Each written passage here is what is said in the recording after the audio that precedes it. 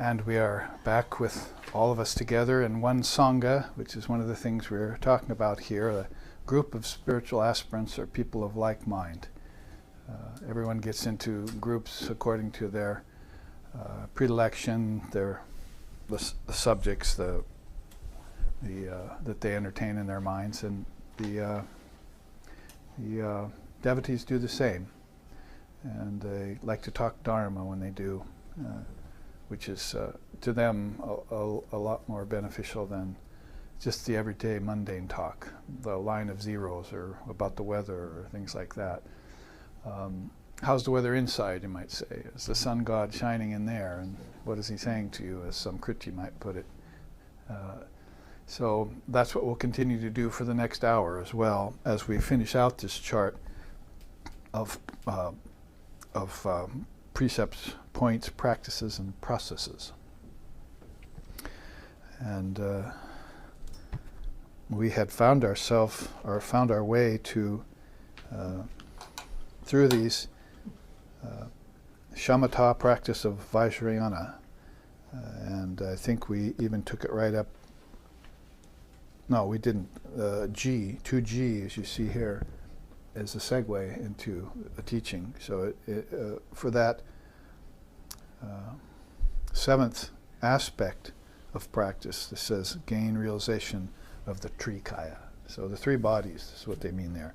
So the famous teaching of the three bodies in all schools of Buddhism. There you see it, Dharmakaya, or Dharma body.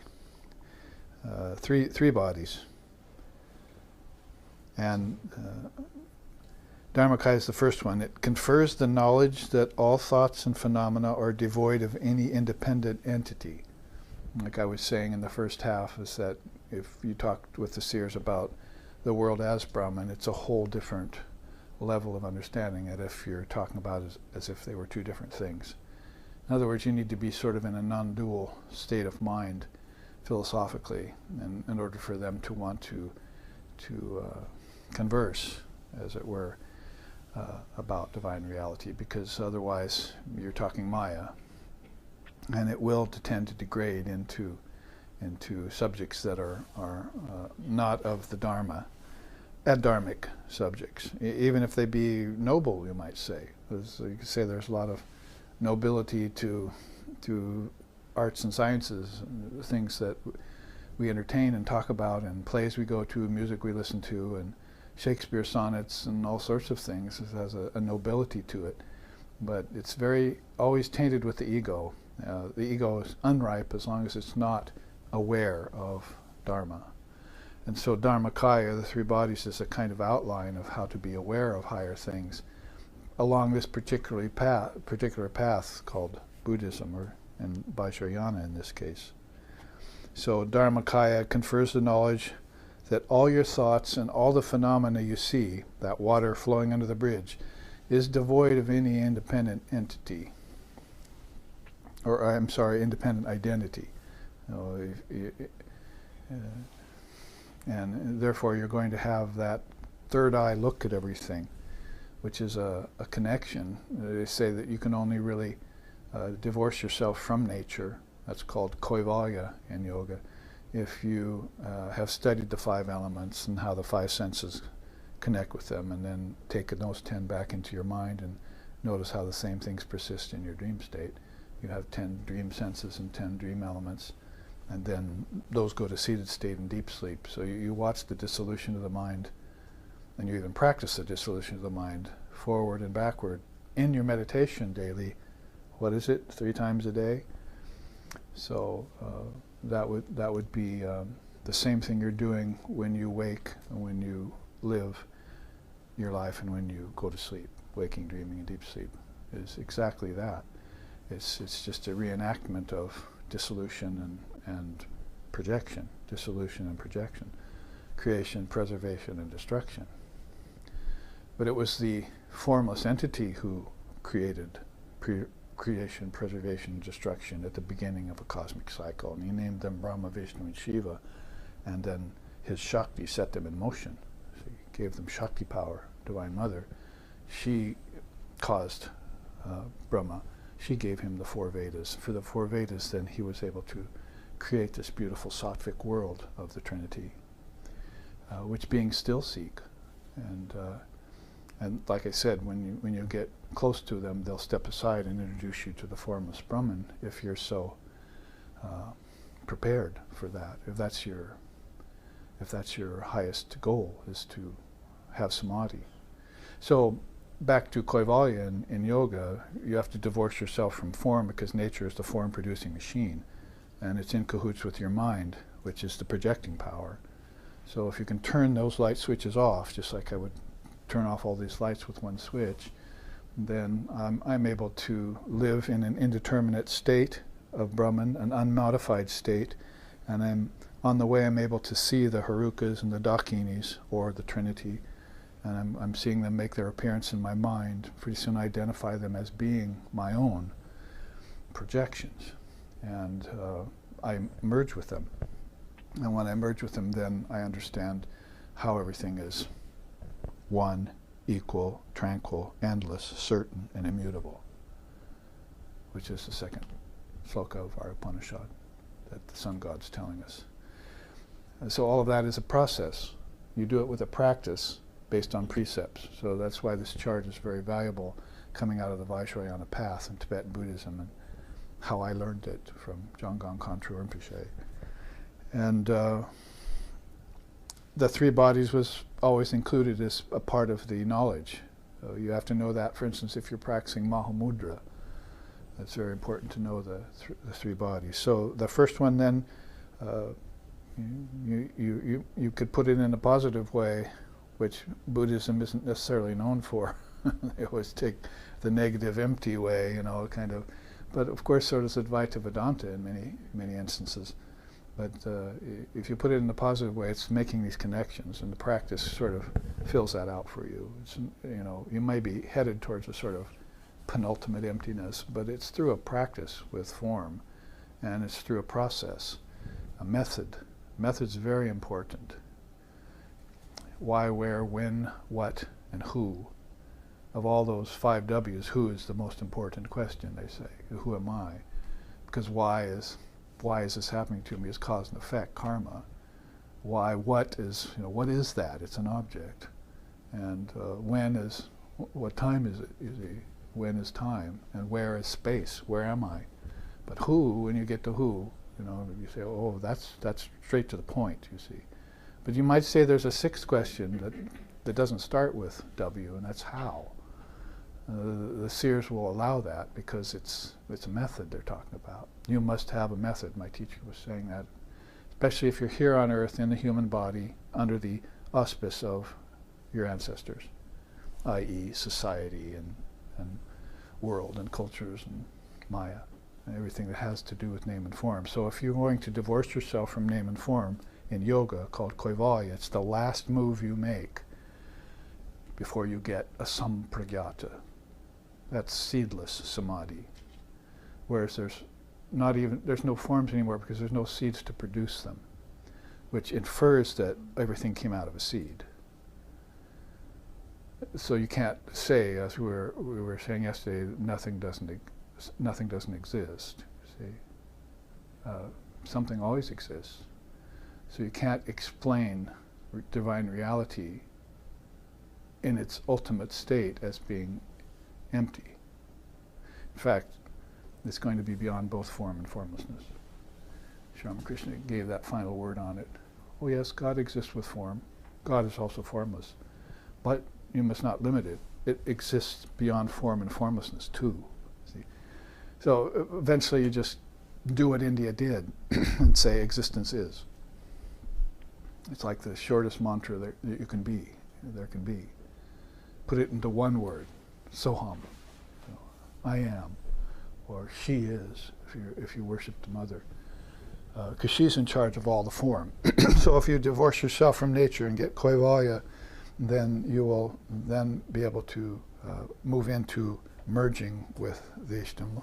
Just like a sugar cube dissolves into tea, you just watch it fall into chunks and granules, and finally it's just one amorphous mass of pure conscious awareness, a sweet liquid that you quaff. And even that becomes one and you become one with it. Like the tea we just had that was made for us by Andrew at the break. We're all zinging here right now because of that, you see. And so that's just a smidgen of the Dharmakaya, the teachings of the Buddha, the body of teachings. And then you have the Sambhoga Kaya, the enjoyment body. And that's, you see them all over the walls in thangkas, the Buddha fields are called basically.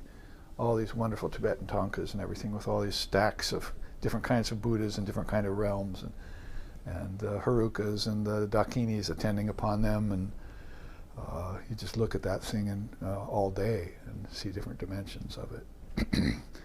So that's the enjoyment body. It confers the means by which the practitioner communicates with other practitioners.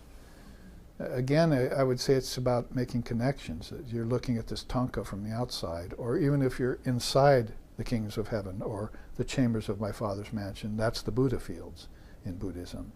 So you're inside of them and you're having this experience, and just like right here, you might be having an experience with people, you see, living it up at the Hotel California or something, but you're not aware of yourself, you see. You're a part of the group. So when they laugh, you laugh. When there's a silence, you're silent, and they're not independent. You see, you're a part of that thing. So you have to become aware of the thread that runs through the pearls. See? And then all of a sudden you're aware amongst this group, and so in that way, if you became aware of what the Buddha fields mean, what it means to go to the kingdoms of heaven within, what it means to be in the chambers of the God's mansion, aware in consciousness, deep sleep with consciousness, then you can communicate with other beings who have that same experience, otherwise not. So that's called, in India, darshan. You're having darshan with the deities. And they're inside of you, and you're inside of them, and all of it's inside of divine reality. It's the field of awareness, the yoga fields, the field of vibrations. And the vibrations are sometimes low, and that's called the lower worlds, and sometimes very high, and that's called the higher worlds. And if you can attune your mind vibrationally, your vrittis, your thoughts, to a higher pitch, almost to a non-vibratory pitch, then you can have darshan with these higher beings. They have come out of the woodwork, like out of a thangka. Otherwise not. They're just a thangka to you. Oh, that's pretty. See? And probably that's what most people think of when they look at that, but they're not thinking of the Sambhoga Kaya. But Sambhoga is extreme enjoyment. Bhoga means enjoyment. So you're getting the enjoyment of communion with spiritual beings in that body of the Buddha, that aspect of Buddhism. So it's very, here in this testament of Surya to Samkriti, it's put in terms of just kind of a method that's cut and dried. But you can see how this opens up the divine vision. See? Before it was just imagination, but now it's divine vision. My teacher used to say that. Yesterday's imagination can become today's vision. See? Today's vision can become tomorrow's reality. So you step into yourself that way, and your dreams are much like that too. Yesterday's, dream, yesterday's day, your waking state can become today's dream, and today's dream can become tomorrow's deep sleep. So you're in the middle, looking both ways. Back in time, forward in time, and you're in the present. But the difference between the present and the eternal moment needs to be known. Because you're in the present when you're partying, you see, at the Hotel California, but you're not in the eternal moment that sees it all as a dream. So you can't communicate with the inner deities. You're only seeing the external, and that's all that's engaging you right now. That's all you're happy with that. You're satisfied with that. But satiation never comes. It'll only come when you have access to the source of everything. And That's why you get an ideal and commune with it. First you envision it, then you see it's living, then you become one with it. And all these three-step processes are there, triputis in India, that explain different processes that get you there, that return you to the source. So contemplate with other practitioners in meditation. First you do that in a group, and then eventually you'll know the inner meaning of why you're doing that. What Sangha means. You're saying here, the Sun God is talking about Guru, Dharma, and Sangha, basically. The scriptures being a part that means the Dharma. So you get the teachings. So the teachings is the first body. And then the communion with the higher beings is the second body. And then you have this third body called Nirmanakaya, or the emanation body. That's the incarnations of the Buddhas themselves. They confer the pure force of will, the ability to help you transcend karma, and the yogi uses this to benefit all sentient beings. So, at some point it's not just about you getting your freedom, which you must do. Like Buddha left the palace in order to get his freedom so he could go back and help others. So that's a step where you'll have to separate yourself from the ancestors or from the family and things that are holding you back or holding you down. But the whole purpose of it in spiritual life is explained by this third body. You're going to want to get this wisdom under wraps and as your own, so you can go back and hand it out to others, give it to others, and free them. So that's the compassion body of Buddhism, which it's very well known for.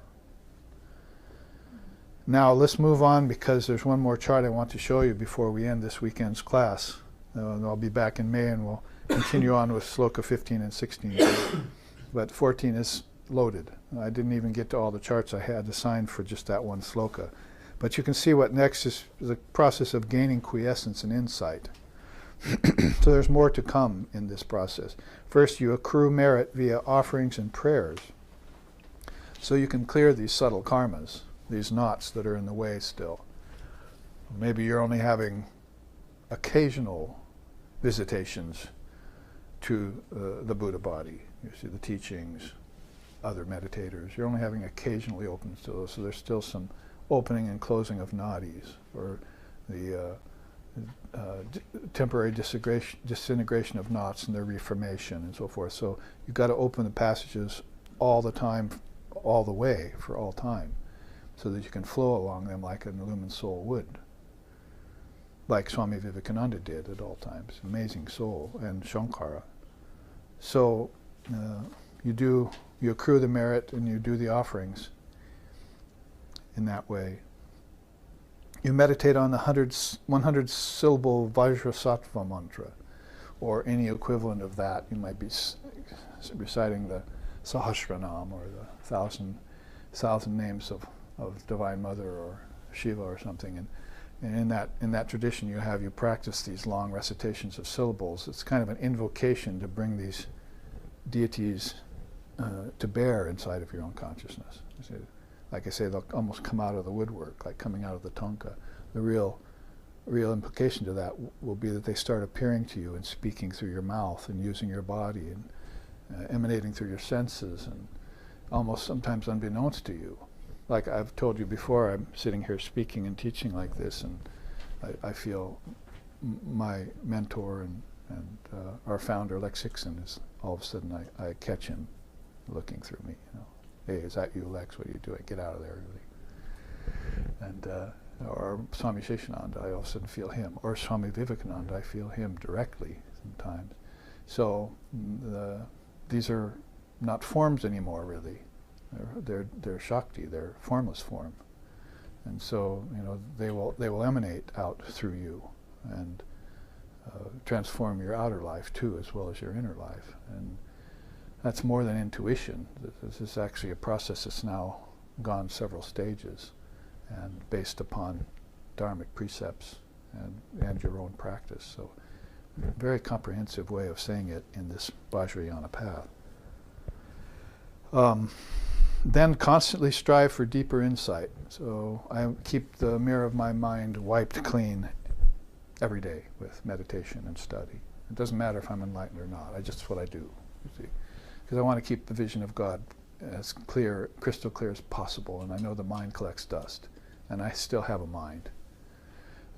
So then I do the practice and I remain khyati. I'm always seeking clarity, deeper insight. Lord Buddha put that, and he says that swans inhabit the lower lake, you see. But then they get tired of that lower lake and they see a higher lake in the mountains, so they fly the next day up there, spend a couple days there, they get tired of that, and then they find an even more pristine and pure lake with nothing around it, no habitation or people or anything.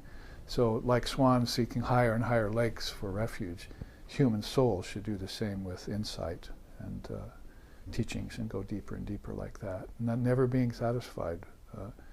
Because if you called Sri Ramakrishna master, you'd say, don't say that. You're going to take away my joy, my bliss at going higher and higher. A bird may fly high, but it can always go higher. And sometimes it can even rest on a branch, he says. So he wants to be free to do that. Come down to the branch of suffering people, suffering world in the tree, or go all the way up to the highest limb and enjoy ecstatic bliss without limitation. So he didn't want anything. Like I said the other day, some rich person offered him 1,000,000 rupees once, and he fainted. He woke up and he told that man, don't ever do that again, take away my bliss like that. So the man was probably thinking, he didn't want 1,000,000 rupees? That would have made him so happy. A big mistake, you see. So being empty, being without anything, being independent or non-dependent or non-attached on everything is the real bliss. That's the real article. And if you don't look at Buddha and Christ and Ramakrishna and see that, then you're not seeing yet. You're just not, your eyes aren't open, and particularly this one. So what is the mental process of attaining quiescence? Overcome mental sluggishness and calm all mental tendencies. It's all about the mind. These are the mind-only schools: yoga, Buddhism, Jainism, Vedanta, Sankhya. These are all mind-only schools. They know that everything came out of the mind, and everything will go back into the mind. And when the mind's turned off, that's samadhi, and when it's turned on, that's life and death, and worlds. And so they want to attain a state of balance, yoga, that's an equilibrium between both worlds, where they can have their foot in one and the other, as they say. Be in the world but not of it, those kinds of sayings. That's a kind of yogic equipoise which keeps them free and untainted. To overcome mental sluggishness, of course, that would be a kind of tamas in the mind. And if you feel that heaviness, you should always work to burn it away. And bringing in these 3 bodies, for instance. Oh, there are other beings to teach me. There are teachings from which I can avail myself of. And I should strive for them. And I should use them to help others, because that will reciprocate in kind. Selfless action. Must share this wisdom once I have it. When I think of the Dharma, I cannot help but think of sharing it with others. Milarepa, whose methods lots of these were, said that. When I think of the Dharma, I can't help but want to share them with others. So it's in the nature of the thing, is when you get the enlightened teachings, you want to pass it on. So the only thing is, caution is that you must be qualified to do so. Don't do it too soon, like some of the young people I meet say, big eyes, small stomach. As far as realization goes, they haven't got the experience yet. So they're bound to make mistakes, and you don't want to transfer mistakes to people with the things you think you know.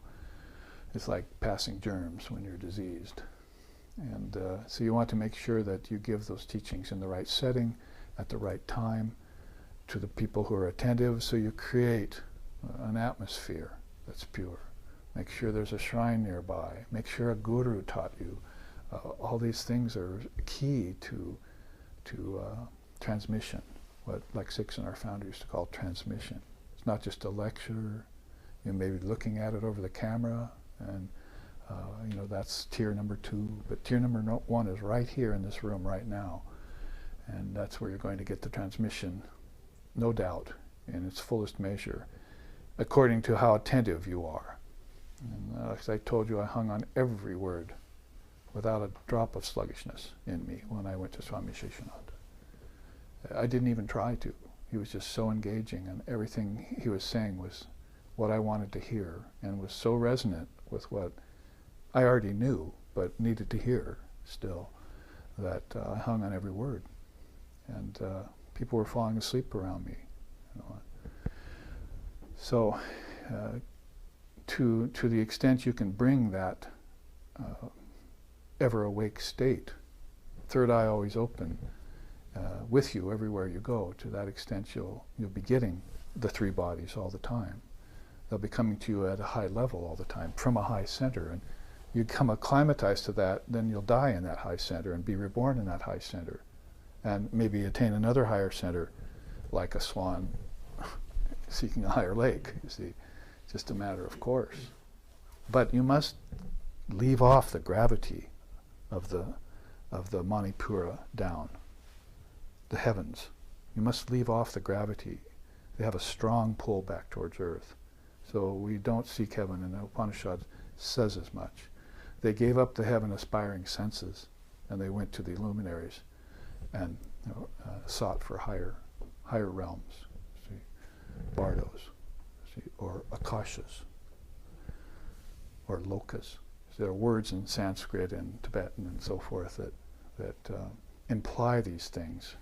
So we're going to have to meditate on those words for years, and that will qualify you to be able to render some sort of service to them and some sort of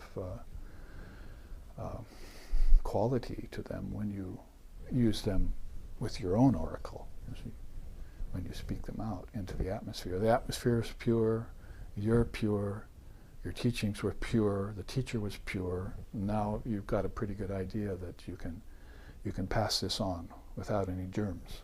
See, there was an interesting story Sri Ramakrishna told us. 2 men met on the street. One said, "I want to learn the Gita so bad. Do you know a teacher that can teach me the Gita?" And he said, I know a man that's teaching the Gita. He's pretty good, but right now he's busy with his harvest. And so the man said, "Well, I'll think about it." And so the next day they met, you see, and he said, "Oh, you reminded him, oh, do you want me to give you the name and address of that teacher who's teaching the Gita?" And he said, no, I think I want somebody who really focuses on the Gita, not somebody who's focusing on oxen and plowshares and, you know. So I mean, he could have gone and gotten the teachings from the Gita, and he probably would have got some good things, but a couple days later he would have said, "Gee, I think I'll go into the farming business. Look at those shovels, they're on sale. You see. Where can I get some seed?" You know, all of a sudden out of nowhere, the tendency is from his past lifetime to be a farmer, because he probably was, come forward because he got the teaching along with a mixture. So I don't know, some of you might come back tomorrow with a cello or something, I'm not sure, but you know, made sure that I got my music divinized, you know, and left the professional realm, and then began to come out of the closet, as they say, to teach the Dharma. But music went with me, you see. In fact, if you're talking about this, meditation, Buddhism, in our tradition, we would sing something like this.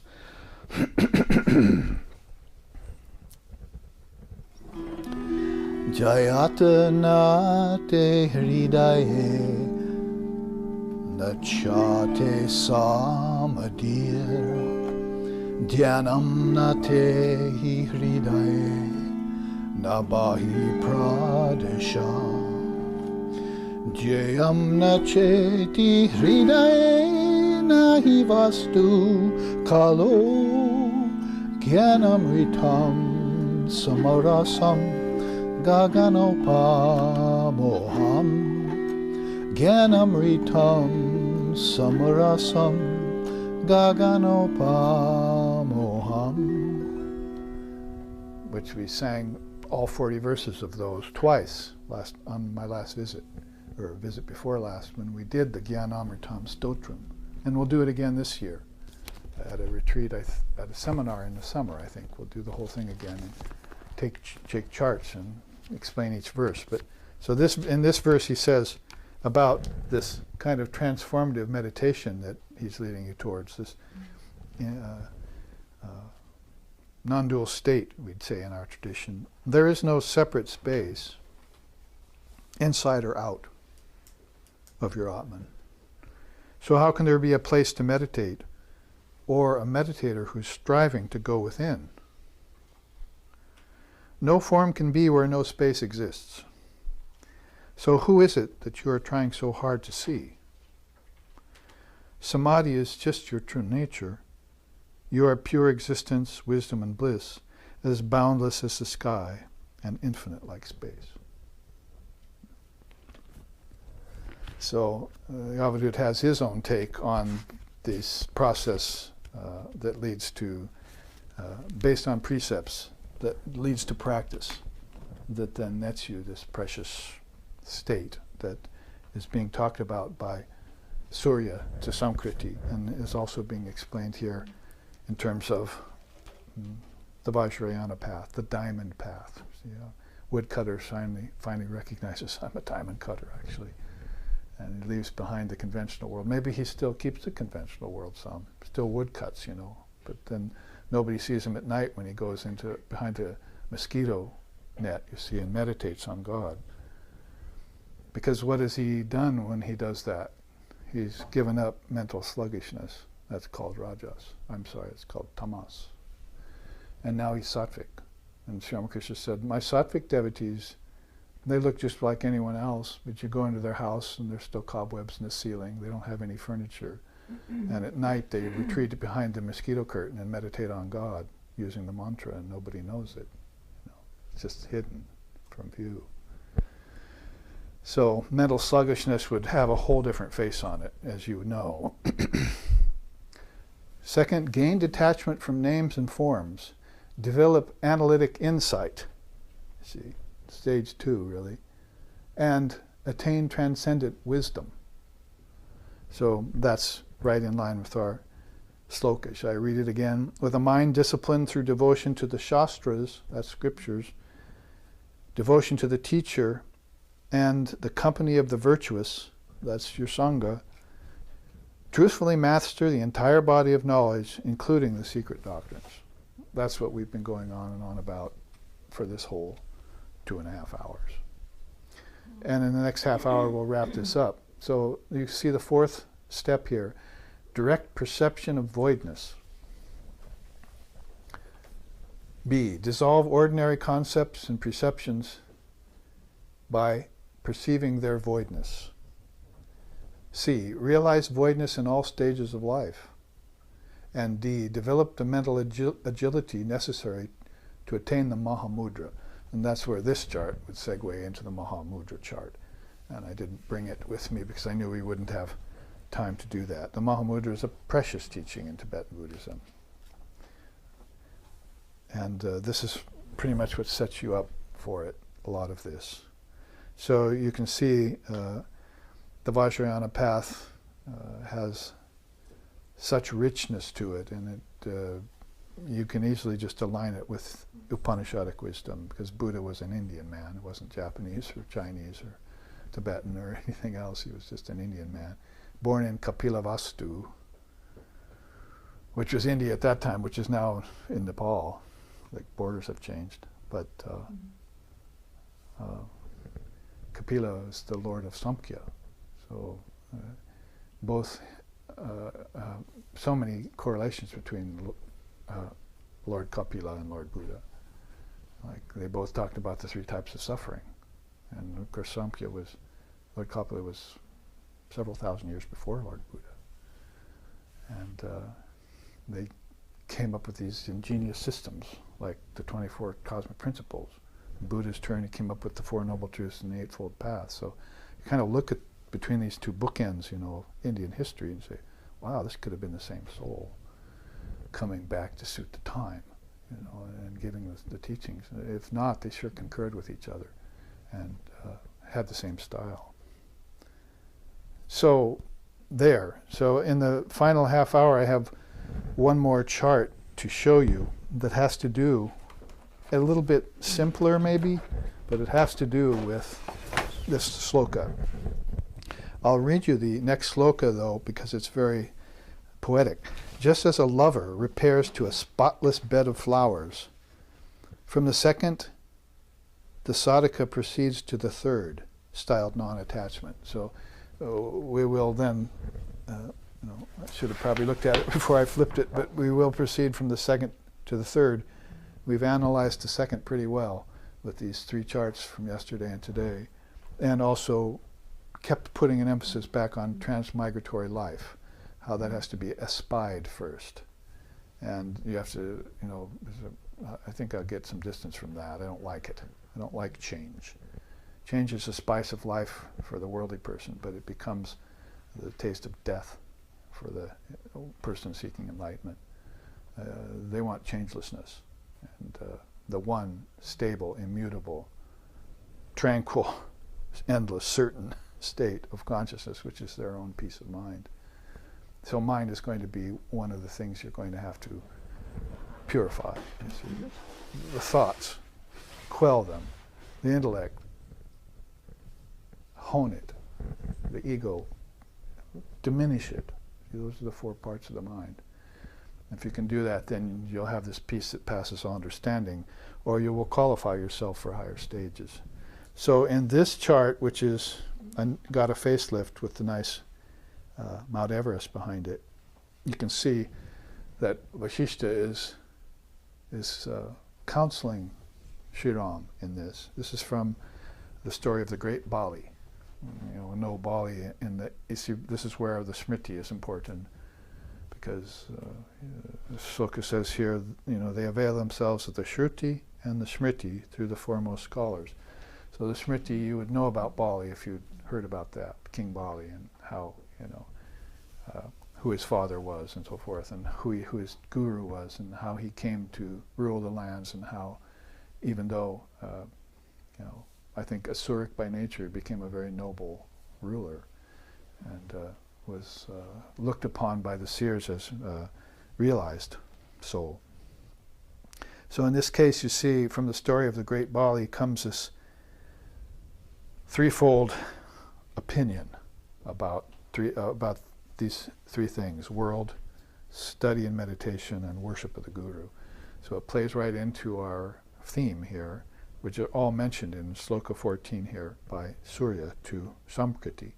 So you can see Vasishtha is telling Lord Ram, there are actually three kinds of opinions here about what you should do. This is such an ancient teaching, Vasishtha being,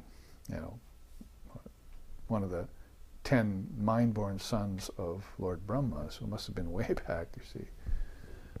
So this teaching goes way back, so you'll have to take it in that light, or in that perspective. Because nowadays, probably none of this is important to anyone. They don't have any opinion about it because they don't know about it.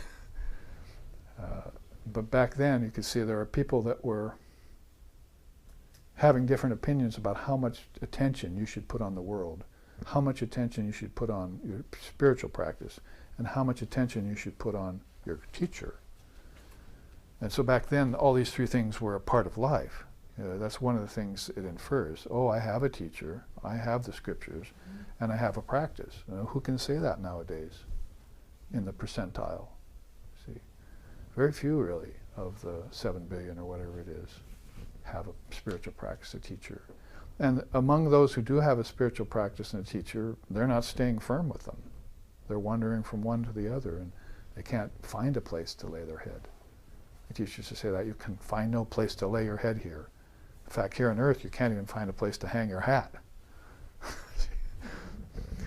So it's that wobbly, and indeterminate. So I'm saying that as a preface to this chart. And when you hear it, it sounds like everyone in the whole world has attention on these three things. Not in this day and time. This is from another yuga. So when he tells Ram, there's this first opinion. It's all about the attainment of the rare jnanam. The dharma that you heard about over here, the dharma body, the Buddha's coming and giving you the teachings and showing you how to connect with other people who have the teachings, the Sambhogakaya and the Dharmakaya. So all of that is being given you. So in the same way, this is rare jnanam, you see. It's not something that many people sit around and think about. Like, if you read the Gita, I think I'll go somewhere. Or I'm doing a breathing exercise, I think I'll go somewhere and do it for a while. Like pine tree out there in Gaston, Oregon, where I spent at least 2 years doing breathing exercises under that pine tree. I still have to go back and see if it's still there, or if the neighborhood has wiped it out. It was the top of a mountain, and I'd walk a half mile back in the forest and sit under this tree and do these breathing exercises that were supposed to get you over the fear of death. And that was when I was 24, maybe. I did that for a couple of years, almost every day out under that big old pine tree. So you take up a method, you say, I'm going to attain the essence of that method, you stick with it till you get it, and that's what you're going to have to do with this rare jnanam too. You're going to have to, that's important. In fact, that might be the most important thing for my enlightenment. So I'm going to have to rearrange my life here. You see, the priority's going to have to change. You see, I'm going to have to put this first and this second, because you should love the Lord thy God first and foremost with all your heart, with all your mind, and then maybe the world can come along afterwards. And the world that you love after God will be the real world. It won't be Maya anymore. You'll have taken Maya out of it. So it is the world that's one with Brahman, and it's all one. So you can see God in everything then. Before then you couldn't. It was all mixed with Maya, and we were always at risk, and always suffering, always confused, always with mental sluggishness coming, and then balance, and then sluggishness, then balance. The 5 states of mind that Father of Yoga talks about. One of them is that Sri Ramakrishna says it's like a bee lighting on a flower. That's focus. But when a fly lights on a flower, that's not focus. It's going to go light on something not so nice. Next, you see. It can't make up its mind what it likes, filth or fragrance. So that's the mind that's wobbly like that, you see. And that's the mind that gets stripped out with a good practice, reamed out. You see. So you're just the pure mind now, and you're in that high state. You're at a higher center, whatever, however you want to put that. All right, so let's start at the bottom here. Those, not the very bottom, but this first stage is, those unacquainted with Jnana Yoga declare. So Vishisha says, if you're not acquainted with the salubrious effect of Atmagyan or Jnana Yoga or Paravid or higher wisdom, spiritual knowledge, then you will say this. Your opinion is that you should give 2 parts of your mind to the world in that age. And your opinion is that you'll give 1 part of your mind to study and meditation. And your opinion is that you'll give 1 part of your mind to the Guru. So it's half and half, basically. Well, I think you'll give half to the world and half to Guru and scriptures. Right? But if you've aspired transmigratory life, according to Sun God here, you're going to give up the world completely as a world. And you're going to take and put all % of your mind, well, I'm getting ahead of myself, but you're going to put your full percentage of your mind on God and Guru, scriptures. And the world will then somehow trail along after. See, that's the trick of it. Like people with their jobs nowadays, it's like the worst thing right now is not suffering, and the worst thing is not attachment to objects and pleasures, and the worst thing is not addictions. The worst thing is work, job, occupation. It takes everyone's time away. It's an ogre that's eating up everyone's time, that they would be better off if they managed to get any portion of that time away from the work ogre and put it under a tree in Gaston, Oregon or something. Put it with your teacher on retreat. Put it Sunday afternoon, 3 hours with a dharma discussion. Put it anywhere to grab that time away from the world. Quick, desperately. So you can get some breathing, some elbow room and some breathing space. I mean, how they tell you to breathe, but how can you breathe when everything's pressing in on you? It's like a vice has got your chest, your lungs. Okay, breathe now. Got to loosen that vice. So even back there in Lord Vashishta's time, and he was the king, he was the son of King Dasarata, and there were illumined souls around him like Vishvamitra, and we just heard from the Gospel of Ramakrishna before the class began, when we were reading from the Gospel to set the mood, that Sri Ramachandra, only 12 rishis in the whole world knew that Sri Ramakrishna was an avatar. And there were hundreds of rishis in India at that time. Rishis are seers of truth. You went to the forest to find them. You see, too bad we didn't get to it, but next time you'll see the supreme pathway to the eternal moksha. You know, and here's the rishi and you know, the soul going to him and learning from him in the forest and how everything he got taught. See, so that has to become your priority. See, I need that first and foremost. Then life will go fine. I have to have faith in that. So if I give 2 parts of my mind to the world, 1 part to study, and 1 part to the guru, then I'm treading water, see, to keep my nose above, you see. Sometimes I may go down and come back up again. Sometimes I may even get my chin out of water, but I'm right at that apex of sink nor swim, you see.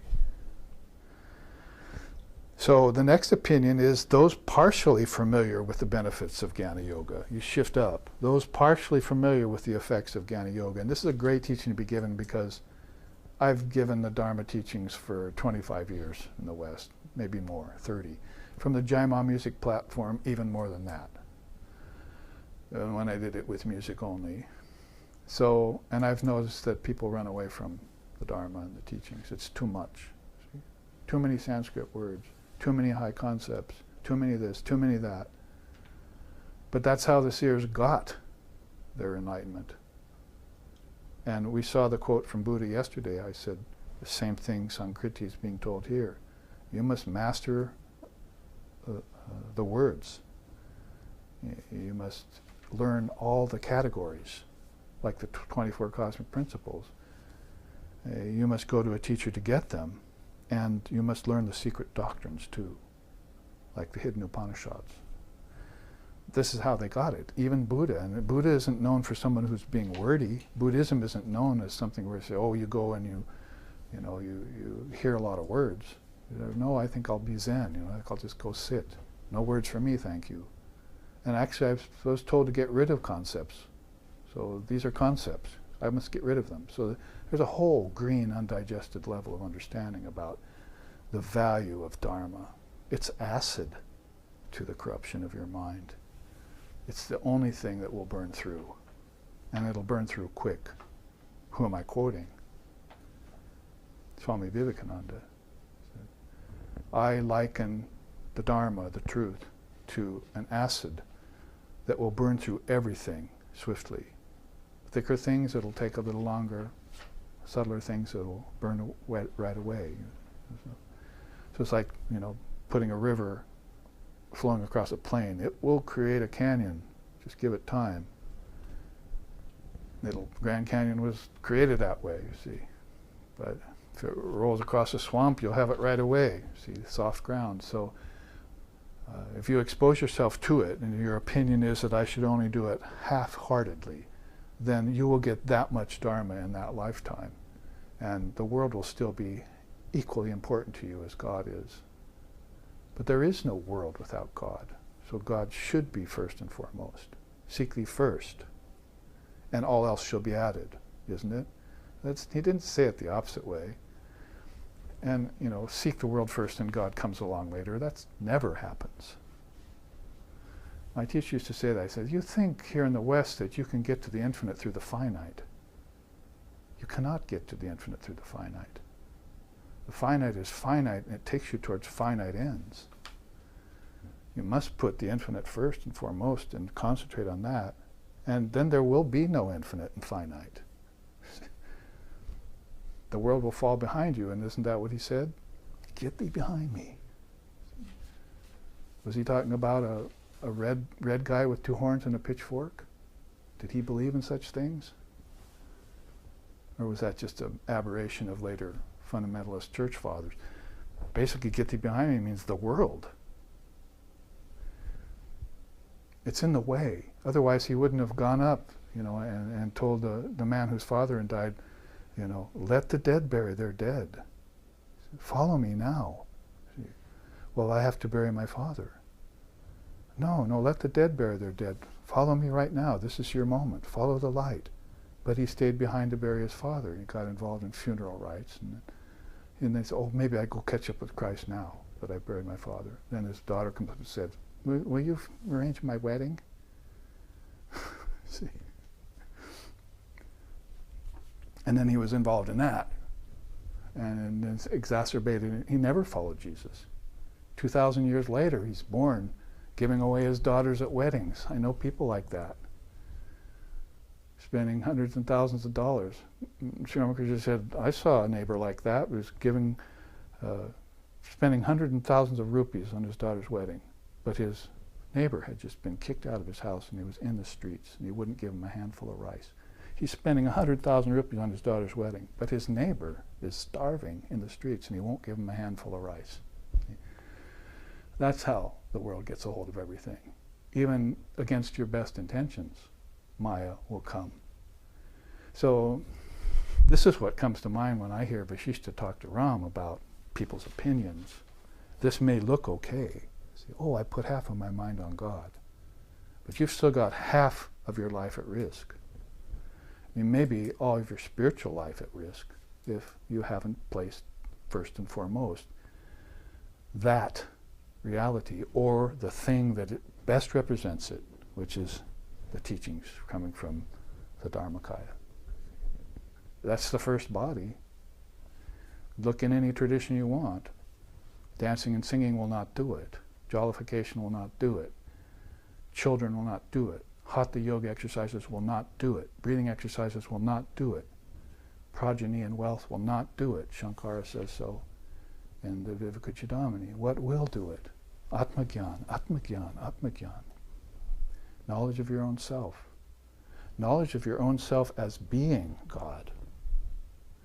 You're God walking around on 2 legs. Have you seen any other God here? Who am I quoting? Swami Vivekananda. Mankind is just God walking around on 2 legs. Now he has to realize it. There's no other God here. And Maya has made it seem so. That's called varieties. People are taken away by varieties, by chitra in Tantra, by chitra. They're being distracted. So if you're partially familiar with Jnana Yoga, you're born that way, then your opinion is that you should give one part of the mind to the world. Gaining ground here, aren't we? And you should give one part of the mind to study and meditation, and 2 parts of the mind to the teacher.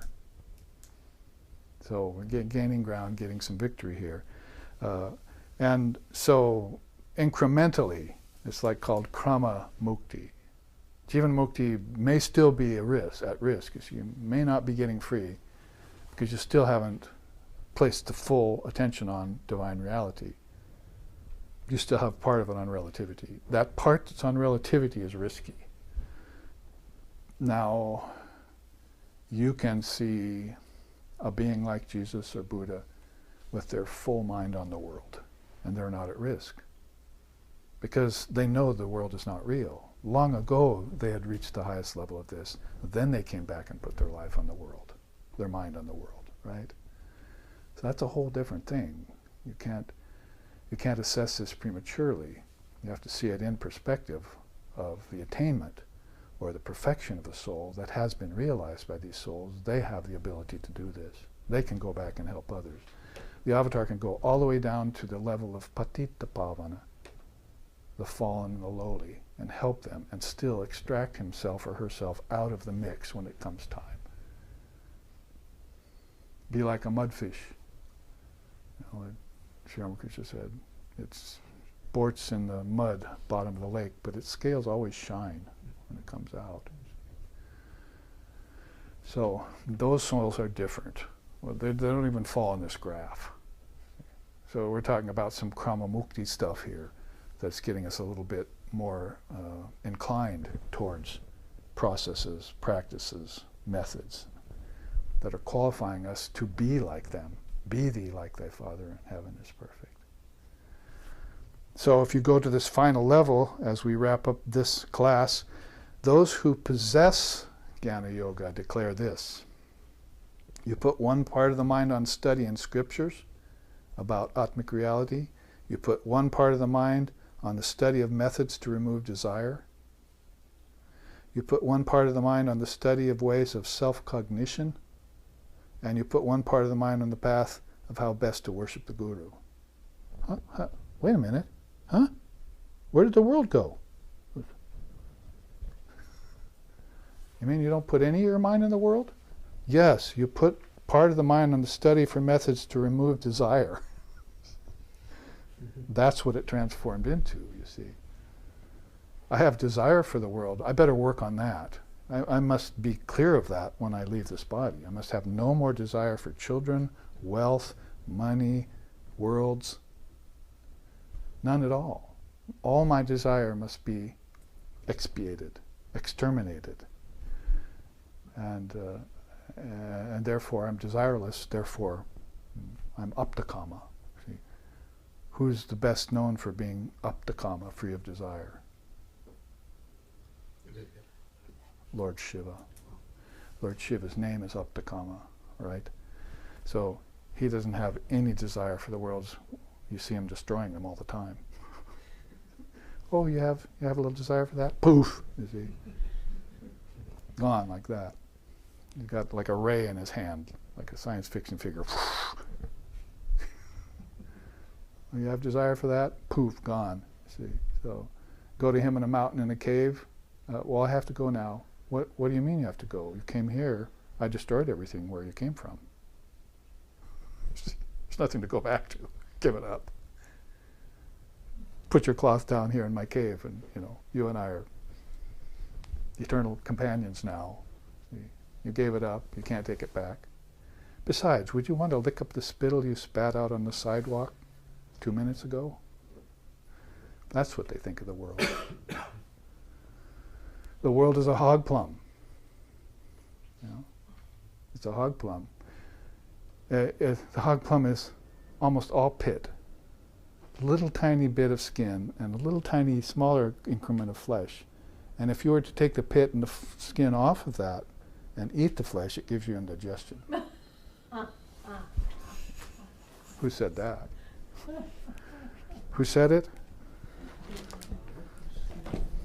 Jaya Shri Ramakrishna Bhagavan Karunamaya Jaya Kripa Nidana Jaya Shri Ramakrishna Bhagavan Karunamaya Jaya Kripa Nidana Jaya Shri Ramakrishna Bhagavan Karunamaya Jaya Kripa Nidana Jaya Shri Ramakrishna Bhagavan Karunamaya Jaya Kripa Nidana Jaya Shri Ramakrishna Bhagavan Karunamaya Jaya Kripa Nidana Jaya Shri Ramakrishna Bhagavan Karunamaya Jaya Kripa Nidana.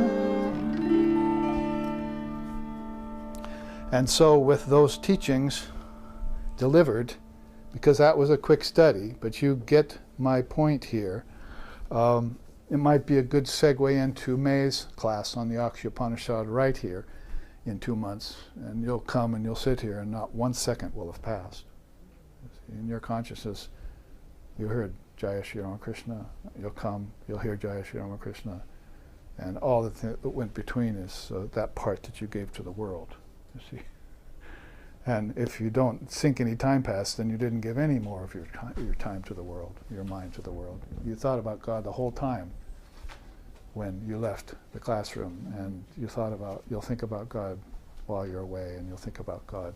And time will disappear for you. age will disappear for you. Disease will disappear for you. And you'll be living in that highest state of conscious awareness. And that's what we will put our mind on when we segue back to this chart, when we look at what King Virochana told Bali, his teacher, his father, when we come back. So here, let's end with a chant, and I think we're in a timely way. And we'll move on towards our retreat in Bridal Veil on mental postures next weekend.